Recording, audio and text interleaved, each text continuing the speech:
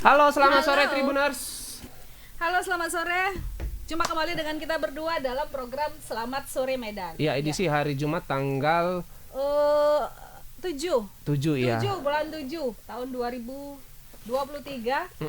Seperti biasa ya Tribuners, saya Eti Wahyudi dan rekan saya Truli Oktopurba akan memandu acara ini sekitar 1 jam ke depan ya, dan yang menghadirkan 3 buah berita andalan pilihan. Ini beritanya pastinya 3 dahsyat ya, dan pasti informasi ini pasti ditunggu-tunggu. Betul sekali. Ya, Truli. Nah, sekarang masih menjelang pemulangan haji ya sekarang ya. Iya, harus balik ya, enggak ya? Harus balik kepulangan ya. Kepulangan haji setelah beribadah di sana selama beberapa hari ya. Selama 1 bulan hari. ya. Dan ini proses pemulangan sedang berjalan. Iya, kloter 1 dan 2 kemarin sudah sampai ya Truli ya. Memang ada sedikit keterlambatan karena memang menurut salah satu pejabat di kementerian di Kanwil ya, kalau di sini Kanwil Sumatera Utara, Kanwil Agama.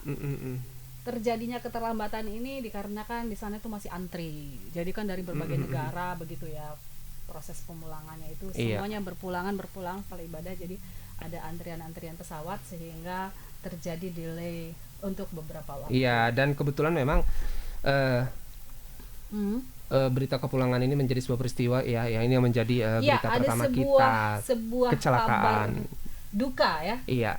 Ya, jadi Tribuners ya, 4 dari 7 bus pembawa jemaah haji Kabupaten Asahan mengalami kecelakaan di Jalan Lintas Sumatera Jalinsum, Asahan, Kecamatan Meranti, Kabupaten Asahan pada hari Jumat 7 Juli 2023, berarti baru hari ini ya.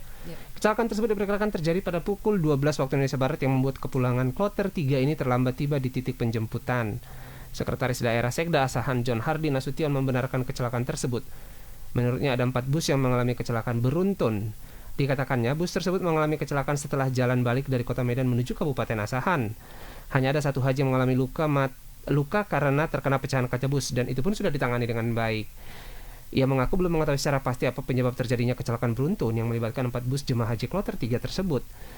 Dijelaskannya jemaah haji ini tiba di tanah air pada pukul 2 waktu Indonesia Barat di Bandar Udara Internasional Kuala Namu dan tiba kembali di asrama haji pada pukul 4.30 waktu Indonesia Barat. Setelah sampai di gedung tahfiz Masjid Agung Ahmad Bakri Kisaran, para haji tersebut langsung disambut oleh keluarga. Nah, seperti apa videonya? Mari kita saksikan bersama-sama. Iya.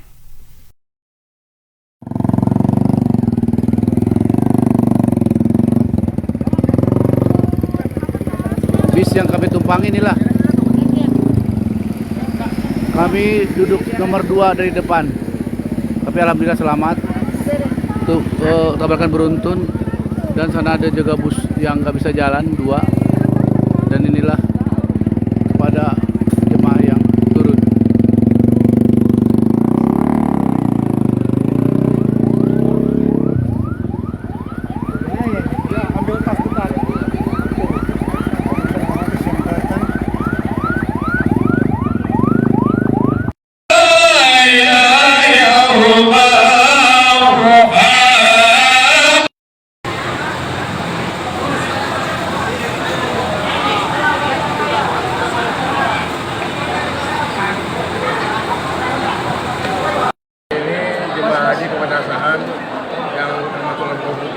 Kembali ke tanah air dalam ini Kabupaten Asahan, di mana keberangkatannya berjumlah keseluruhan 248 orang.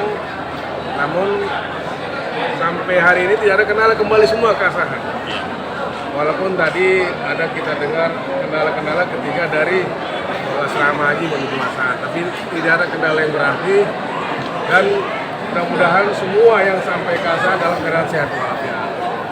Pak, izin Pak, tadi Pak ada insiden sedikit Pak, bisa disampaikan soal di jalan lintas tadi Pak? Iya, tadi seperti dilaporkan oleh Kemenak Kabupaten Asahan bahwa ada kendala kecil yang dihadapi rombongan jemaah haji Kabupaten Asahan, yang awal mulanya ada kendala di jalan tol, ada pecah ban, namun itu bisa diatasi. Demikian juga menjelang ke Kota Kisaran terjadi insiden kecil, sehingga ada bus yang tidak bisa lanjut lagi, namun jemaah haji kita langsir dengan menggunakan bus kita, dan semuanya sampai ke gedung tahfiz Kabupaten Asahan ini dengan selamat, dan mudah-mudahan ini mereka akan kembali kepada keluarga masing-masing. yang luka Pak? Berarti masih berjumlah 282 Pak yang pulang hari ini? Iya, 282 ditambah 6 petugas, jadi 288 semua. Nah baik Tribuners, itu tadi video peristiwa kecelakaan rombongan jemaah haji kloter 3 dari Kabupaten Asahan. Nah untuk melihat seperti apa kondisi terkini dan perkembangan yang terjadi di lapangan saat ini, kami sudah terhubung dengan reporter Tribun Alif di lokasi. Selamat sore Alif. Oh ini nggak di lokasi lagi ternyata. Selamat sore Kak Itu, selamat sore Medan. Nah oke, bagaimana sekarang kondisi terkini, terutama barangkali Tribuners pengen tahu bagaimana kondisi dari jemaah haji yang mengalami luka gitu ya. Ya, terima kasih Pak Suli.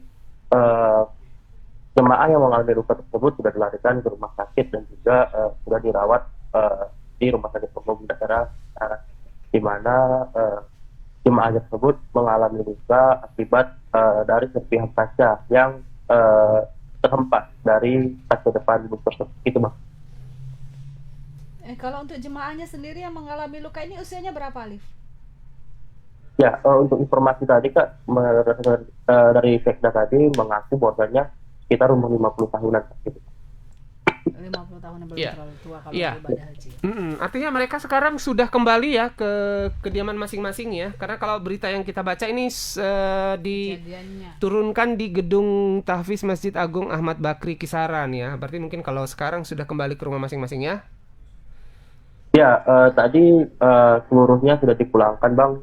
Jadi sekitar pukul 2 seluruh jemaah haji sampai di gedung Tahfiz Masjid Ahmad Bakri Kisaran dan langsung disambut oleh keluarga dan juga beberapa sambutan dari kepala daerah seperti Kapolres, Bupati dan juga Sekda gitu Bang.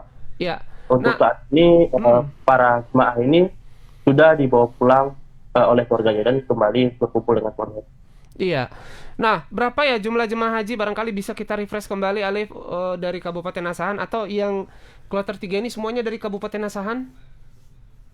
Enggak Bang, untuk kloter 3 ini Kabupaten Asahan bergabung dengan Medan dan juga Karo. Namun untuk Kabupaten Asahan ini ada 282 haji, namun ditambah 7 orang pendamping atau pendamping kesehatan gitu Bang, untuk menjaga para haji yang dari Kabupaten Asahan gitu Bang, yang disiapkan oleh Pemkab Asahan tersebut gitu Bang.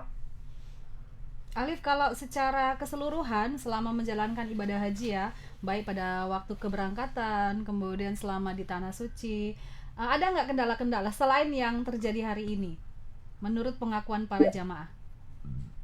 Ya, para jemaah Kak mengaku seluruhnya lancar Kak. Namun yang terkendala di sana hanya cuaca Kak, karena di sana sempat terjadi 49 derajat Celcius Kak, di Padang Arafah gitu Kak. Terakhir saya komunikasi dengan salah satu jemaah haji yang berangkat gitu Kak. Setelah pemulangan ini tidak ada Kak, hanya pas di jalan tol tadi sempat ada pecah ban dan kemudian kejadian kecelakaan ini gitu Kak.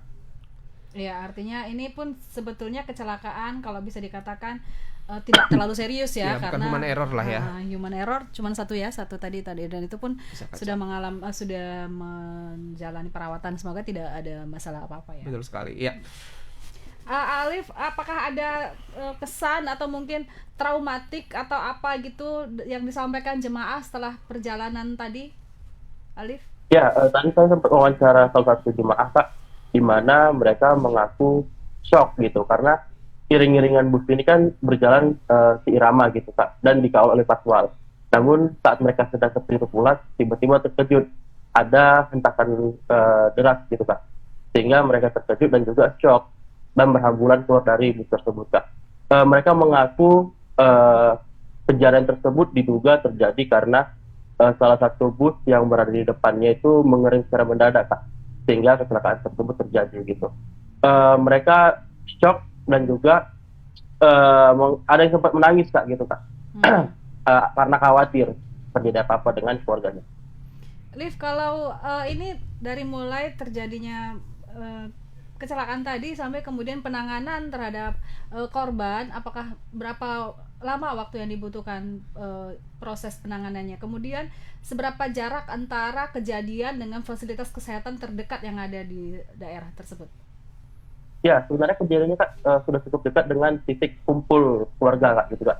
di mana diperkirakan hanya 5 km lokasi kejadian kecelakaan tersebut ke titik pengantaran Kak gitu.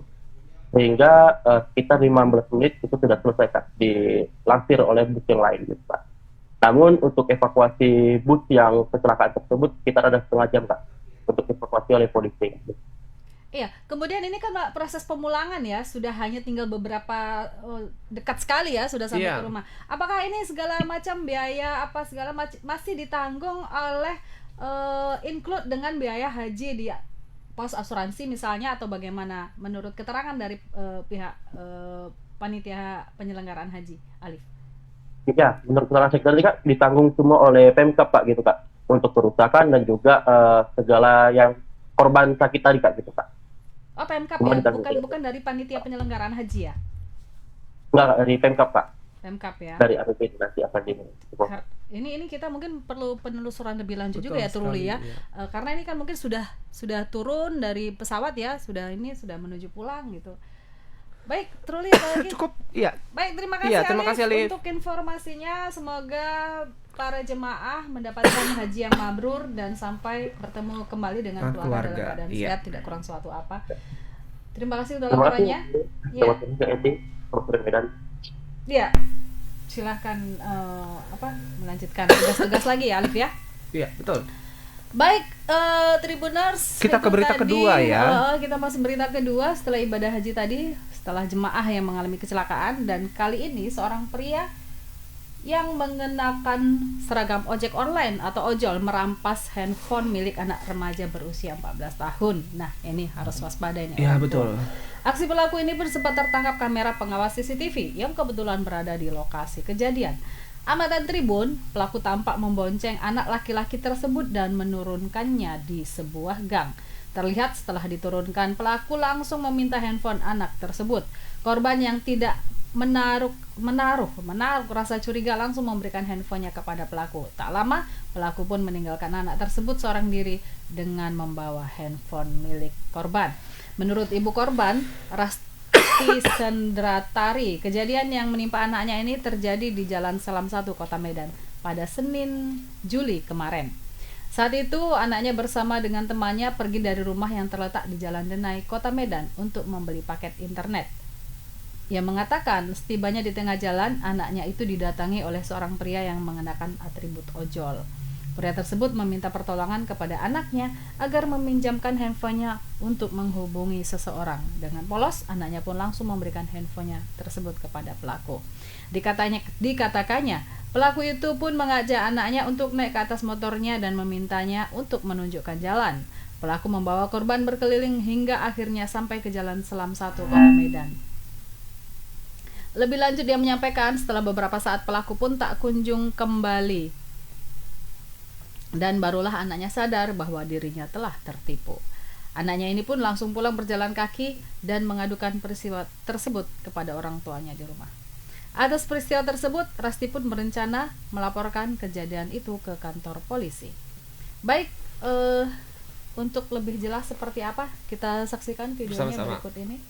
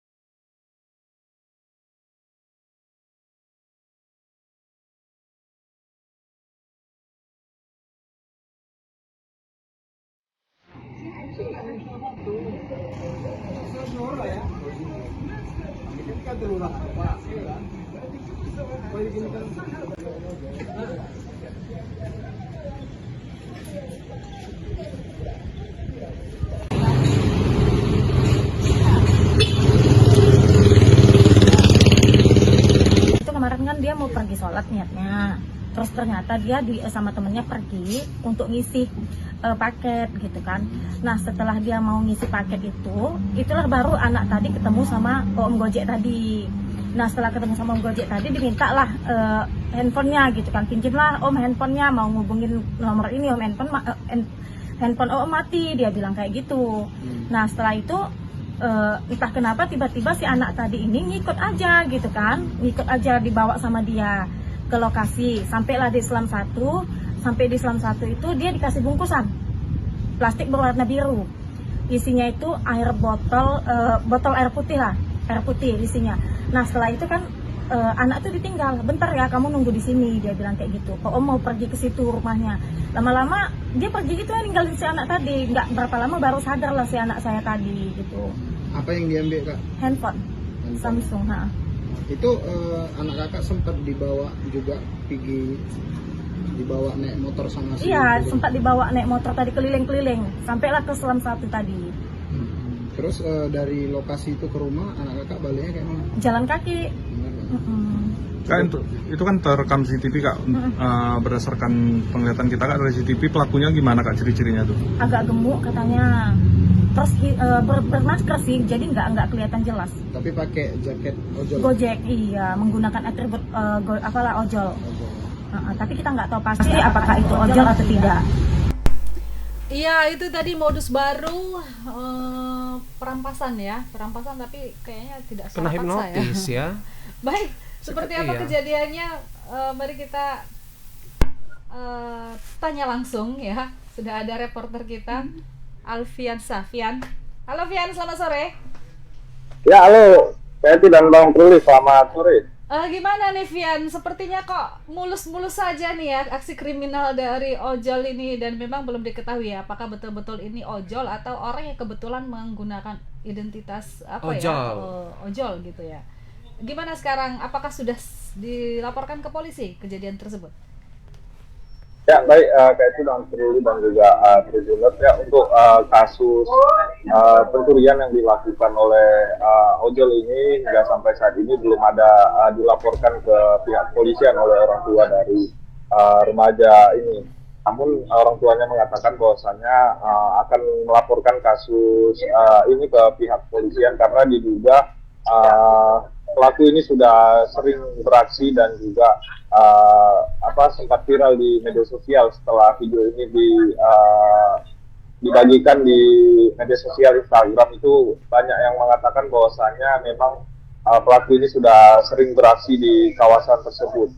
Hingga akhirnya orang tuanya ini memang berencana untuk membuat laporan terkait aksi pencurian satu buah handphone ini dengan modus pura-pura meminjam handphone dan mengajak si korban ini berjalan-jalan di kawasan itu.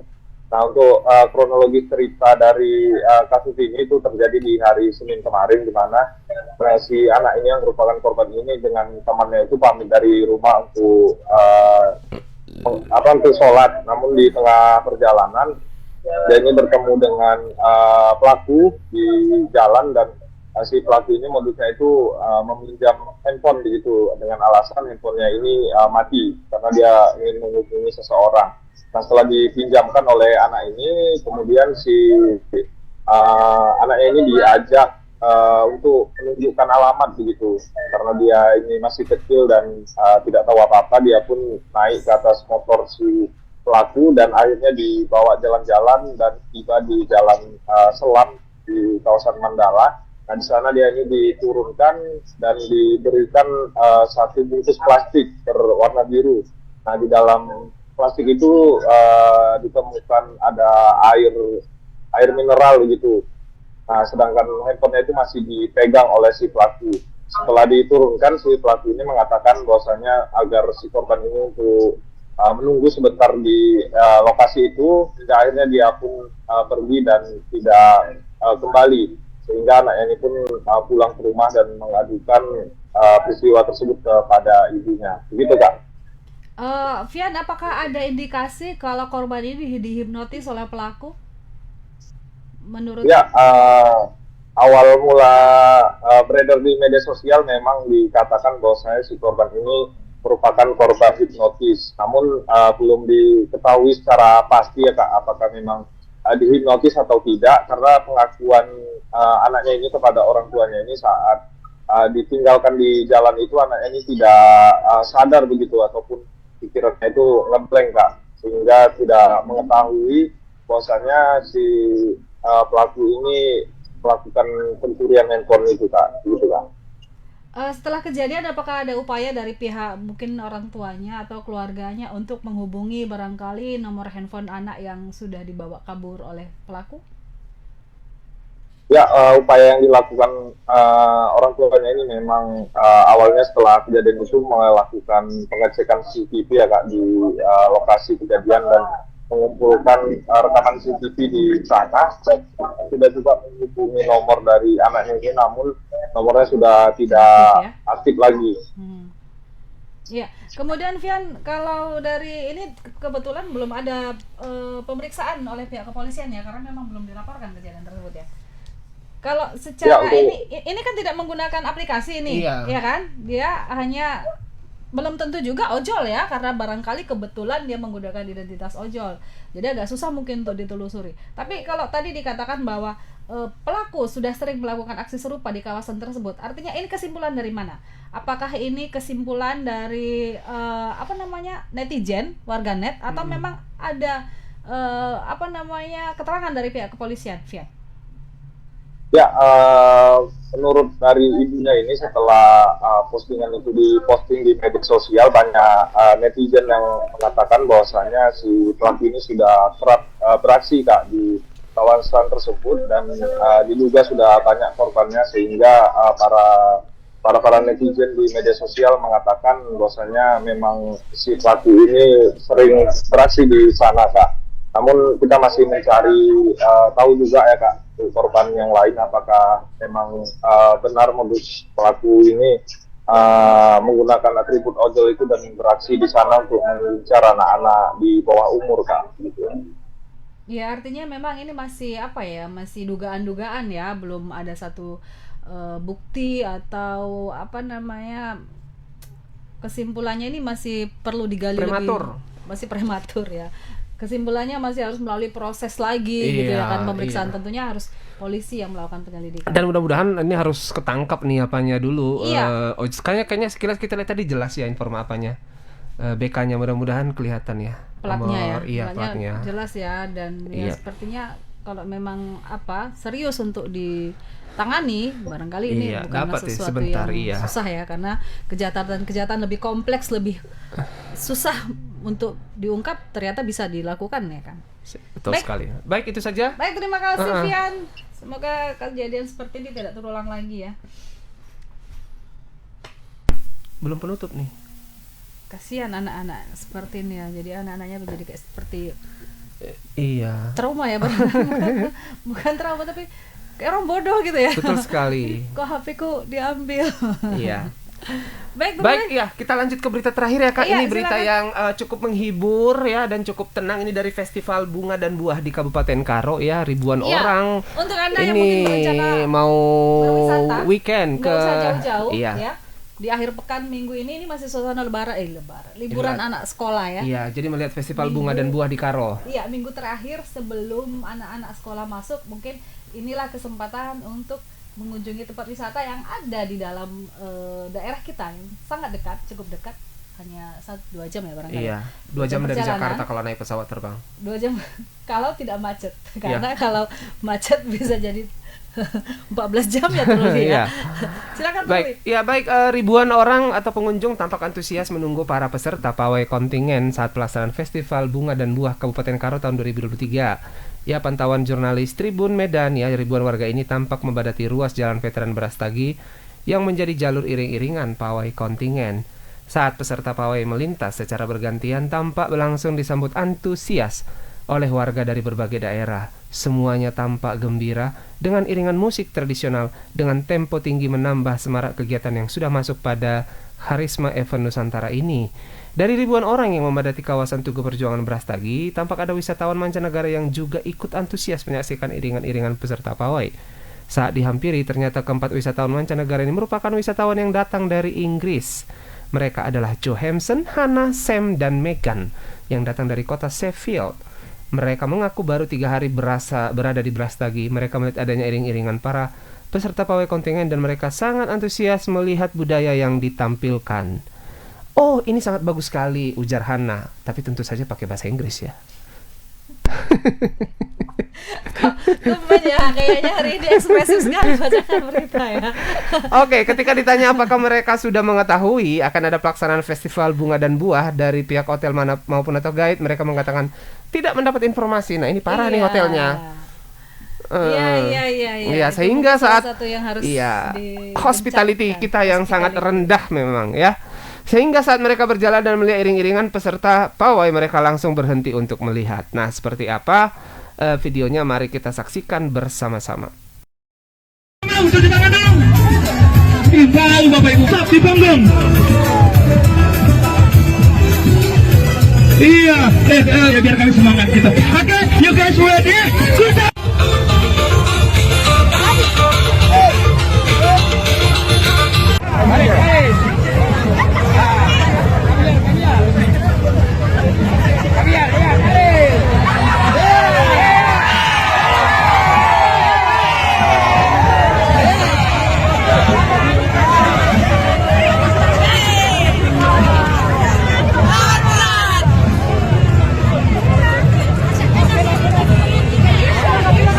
Okay, 1, 2, 3. Come in with this festival today. What your comment? Yes, very good festival. Oh yes, very good festival. Yeah, great energy. Everyone's having so much fun. How about the flower and the fruit? Today they saw with the other people. Maybe you have comment about the flower and the fruit. Very good. Yeah, the flowers, lovely vegetables.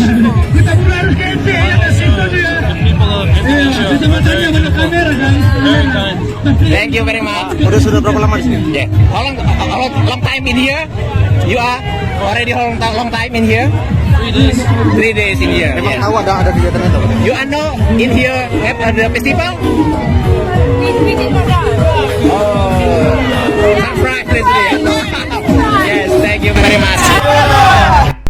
Ya baik, itu tadi Tribuners ya, liputan reporter Tribun Medan Muhammad Nasrul Saragi ya, yang langsung melaporkan dari lokasi pelaksanaan Festival Bunga dan Buah di Kabupaten Karo untuk tahun 2023. Nah, untuk melihat seperti apa keseruan Festival Bunga dan Buah di Kabupaten Karo dan kemeriahan dari bule-bule dari Inggris, kita sudah terhubung dengan reporter Tribun Medan Nasrul Saragi. Okay, good afternoon. Halo, Nasrul. How are you today, Nasrul? Hai. Gugup dia. Bahasa Inggris ya. Karena tadi bahasa Inggris loh, Nasrul. Jadi kita agak-agak grogi juga. Jadi kita bahasa Inggris juga wawancaranya. Itu juga udah maksimal loh. Oh, oke, itu juga maksimal. Baik, kita kembali lagi ke bahasa Indonesia. Baik, Nasrul, ini Festival Bunga dan Buah berlangsung sampai kapan, Nasrul? Dan ada berapa kontingen yang ikut memeriahkan Festival Bunga dan Buah ini? Ya, dapat saya sampaikan Bang Truli, KIT dan Tribuners sekalian. Nah, saat ini di Kabupaten Karo sedang dilaksanakan Festival Bunga Buah tahun 2023 yang dilaksanakan selama 3 hari. Hari pertama itu dibuka pada hari ini, besok hingga ke hari Minggu di tanggal 9. Festival Bunga Buah ini terdiri dari beberapa rangkaian kegiatan di mana yang bertujuan untuk meningkatkan dan memperkenalkan lagi kekayaan alam yang ada di Kabupaten Karo, terutama bunga dan buah maksud saya, yang merupakan hal yang terkenal dari Kabupaten Karo yang memang sebagai dari buah, bunga maupun sayuran yang ada di Sumatera Utara begitu. Nah, untuk kontingen sendiri tadi berdasarkan keterangan yang saya dapat berdasarkan informasi dari pihak Dinas Kebudayaan dan Pariwisata, untuk kontingen mobil sendiri terdapat 22 kontingen yang terdiri dari pemerintahan desa, pemerintahan kecamatan, dan ada juga dari beberapa stakeholder terkait, Pak, seperti ada hotel, ada objek wisata, dan beberapa rumah sakit juga tadi, Pak. Gitu. Oke, baik, untuk acara-acara pendukung apa saja gitu ya, barangkali Tribuners juga pengen tahu biar nanti bisa menyiapkan waktu untuk datang ke Festival Bunga dan Buah nanti gitu. Selain dari pawai gitu, apalagi yang bisa disaksikan oleh Tribuners sekalian. Ya memang untuk acara puncak atau acara yang ditunggu-tunggu memang saat pelaksanaan Festival Bunga Buah itu merupakan pawai kontingen, kendaraan hias dan yang lain-lain Bang. Memang untuk aktivitas pendukungnya atau kegiatan pendukung sini terdiri dari banyak lagi Bang. Seperti ada makan buah gratis, ada pameran-pameran stand-stand yang menunjukkan kekayaan alam seperti beberapa jenis bunga-bunga. Kemudian ada juga hiburan masyarakat dan panggung hiburan. Dan nanti malam bagi untuk yang bisa libur besok dan minggu, nanti malam ada pesta hiburan rakyat akan dimeriahkan oleh DJ internasional yaitu DJ Dipa Barus. Nanti malam, kemudian di hari Minggu, tepatnya di hari penutupan nantinya akan pengunjung akan dihibur oleh 6 besar Indonesian Idol, yaitu Novia Situmeang gitu Bang. Dan masih banyak kegiatan-kegiatan lainnya yang bisa dinikmati oleh wisatawan untuk melihat langsung seperti apa kemeriahan dari Festival Bunga Buah ini sendiri Bang. Oke. Kalau dari Pemkab sendiri Nasrul, apakah ada target berapa jumlah kunjungan wisatawan dengan adanya Festival Bunga dan Buah ini? Ya untuk berdasarkan untuk kunjungan wisata sendiri Kak, pada tahun lalu diperkirakan wisatawan itu mencapai 40.000 orang yang datang untuk menyaksikan Festival Bunga Buah ini. Dan untuk tahun ini pihak Disparbud memiliki target yang lebih, di mana mereka menargetkan 50.000 orang bisa datang di 3 hari pada pelaksanaan Festival Bunga Buah ini Kak. Ini memang rutin setiap tahun ini digelar ya Nasrul ya? Ya ini memang kegiatan yang rutin setiap tahun sejak udah beberapa tahun yang lalu. Ini memang kegiatan rutin dan saat ini acara ini sudah masuk ke dalam Karisma Event Nusantara Kak, atau KEN. Jadi ini juga udah merupakan kalender event nasional begitu Kak. Ya. Kemudian Nasrul, tadi kan ada serangkaian kegiatan yang dilakukan. Kemudian untuk ini sendiri, apakah ada bazar-bazar mungkin yang ada jual beli buah-buah di situ yang mungkin bisa menjadi daya tarik tersendiri bagi wisatawan? Ya untuk bazar-bazar memang di sini disediakan juga puluhan stand-stand yang diisi oleh seperti UMKM atau diisi dari dinas-dinas terkait gitu Kak. Nah untuk dinas terkait mungkin menyediakan produk-produk unggulan dari dinas masing-masing dinas. Sementara untuk UMKM juga menyediakan hasil-hasil karya dari UMKM itu sendiri, baik itu berupa makanan, berupa seperti di sini terkenal juga dengan minyak tradisional atau minyak karu seperti itu Kak. Oh iya, artinya memang ada produk-produk yang ditawarkan di situ ya. Ini ada produk-produk lokal ya Kak. Iya.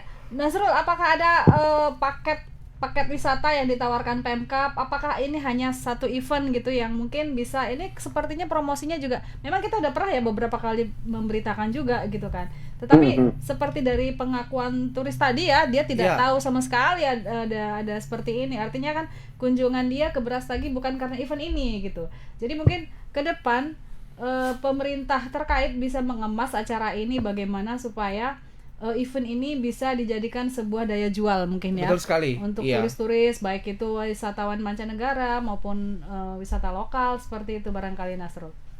Ya, ke depan akan kita sampaikan juga kepada pihak dinas terkait Kak, terutama Dinas Pariwisata dan Kebudayaan, agar nantinya lebih bisa lagi menggait seperti pihak perhotelan, pihak guide maupun pihak-pihak lainnya untuk menjaring wisatawan terutama wisatawan mancanegara yang saat ini memang sudah mulai ramai lagi berkunjung ke Brastagi begitu Kak. Ya. Ini untuk acara sendiri dipusatkan di mana Nasrul, dan kira-kira berapa area yang digunakan untuk event ini? Untuk acara puncak itu atau acara inti itu memang berada di Taman Bejuah-Juah Brastagi Kak. Tepat di belakang saya. Memang saya untuk ke sana sedikit susah karena memang satu sinyal agak berebut dan satu lagi memang berisik di dalam sedang adanya pertunjukan tari kolosal. Untuk ini tempatnya itu berada di Taman Bejuah-Juah begitu Kak. Untuk tempatnya sekitar kurang lebih 1 hektar kemungkinan. Ini ada 2 tempat, ada yang di open stage atas dan open stage bawah. Tempat beberapa acara ini dipecah Kak. Di dalamnya itu juga berisikan produk-produk UMKM. Dan ada 1 tempat lagi tempatnya di lapangan Guntur di sekitar Jalan Gundaling juga. Itu tempatnya untuk perlombaan drum band begitu Kak. Oh ya. Namun itu memang sub dari rangkaian acara. Oh ya, ada drum band segala, marching band ya. Iya. Ini ada berarti nggak di satu titik ya acaranya ya, ada beberapa titik ya untuk lokasi. Iya, ya? Kak. Iya. Ya, mudah-mudahan acara ini bisa ya menjadi daya tarik tersendiri ya bagi pariwisata Brastagi, karena setelah pandemi ini memang sepertinya pariwisata kembali bergeliat. Iya, hotel-hotel juga penuh. Iya, masing-masing. Tapi ini hanya Kabupaten Karo ya, tidak ada dengan bersinergi dengan daerah-daerah lain ya.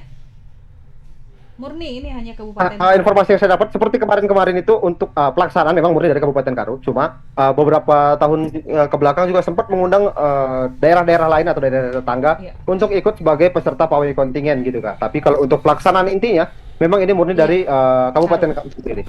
Iya. Ya, baik. Iya. Nasrul, terima kasih ya. Jangan lupa kita tunggu masih laporan-laporan karena ini seperti oase lah ya di tengah berita-berita kriminal yang terus menerjang. Selamat sore Medan, dari ufuk barat hingga ufuk timur ya. Oke, selamat sore Tribuners. Selamat sore Nasrul. Selamat bertugas kembali. Selamat sore Bang. Iya. Nah itu tadi cukup meriah ya. Dan berita pariwisata memang selalu menarik. Selalu menarik karena kan mereka memang memunculkan keunikan dan kekasannya masing-masing ya. Iya, betul. Jadi masing-masing daerah, apalagi daerah memang terkenal dengan bunga dan buah gitu. Iya, memang Brastagi ya buah ya. Bunga dan buah. Ada buah-buah eksotik juga ya. Seperti buah apa yang berbeda itu? Buah pir ya apa sih? No. Kayak apel dia itu ya. Mirip kayak apel ya. Lupa ya. Iya, saya pernah makan itu. Iya, tapi memang Brastagi adalah salah satu destinasi wisata yang wajib Anda kunjungi. Karena beberapa kemudahan ya, jaraknya cukup dekat ya. Betul sekali. Kemudian juga cukup sejuk lah ya sebagai sebuah tempat untuk santai dan berlibur bersama keluarga. Ya, setelah rutinitas harian. Cuman memang salah satu yang bikin males ke puncak itu adalah macet, betul sekali. Tapi terutama akhir pekan. Iya, dan ini kan tapi ini sudah ada jalan alternatif ya. Jalan alternatif kemarin juga sudah didesak-desak oleh Pemprov karena memang sedang dibangun nih sekarang. Belum selesai, hanya tinggal beberapa ruas sedikit lagi begitu ya. Jadi kalau misalnya jalan alternatif ini dari daerah saya lupa sih. Dari Selayang. Belakang apa itu? Selayang. Kalau misalnya itu sudah selesai, ada jalan alternatif, kemungkinan besar kan sudah terbagi sudah pecah. Harus menjadi lebih lancar, jadi kita pun semakin nyaman langkah lah untuk bisa datang ke Brastagi dan sekitarnya. Iya. Dan satu lagi mungkin ini untuk bapak-bapak pengelola pariwisata dan instansi terkait masalah pungli ya, Trul ya. Iya, Karo kan terkenal nih, punglinya cukup kencang. Barangkali bukan hanya Karo, tempat-tempat lain juga seperti itu, sangat meresahkan pungli-pungli ini. Malah saya barusan dengar juga informasi di IC Journey yang sekarang lagi viral ya, lagi daun. Itu banyak sekali pungli. Bahkan Truli informasinya untuk melewati satu tanah, karena kan kebetulan ini ada rombongan yang melintasi tanah melalui jalan potongan. Betul. Harus membayar Truli. Bayangkan. Jadi luar biasa ya. Pungli-pungli. Jadi tolong perhatiannya, dan ini memang harus ada kerjasama dengan masyarakat setempat ya, karena kalau misalnya banyak pungli, orang akan cukup sekali saja untuk datang ke wisata, setelah itu udah sekedar tahu dan jerah gitu dengan yang namanya pungli-pungli. Sebenarnya pengelolaan itu secara profesional, secara baik, sehingga orang akan lebih sering untuk datang sekali mau berkali-kali datang. Betul sekali. Saja sih pesan dari kami. Terima kasih atensinya ya Tribuners. Terima kasih sudah menyaksikan tayangan Selamat Sore Medan pada hari ini. Mudah-mudahan bisa memberikan informasi yang bermanfaat untuk Tribuners sekalian. Ya, benar sekali. Dan sekarang saatnya saya Eti Wahyuni dan saya Truli Oktopurba undur diri. Kita jumpa kembali pekan depan di program yang sama. Sampai jumpa dan selamat sore.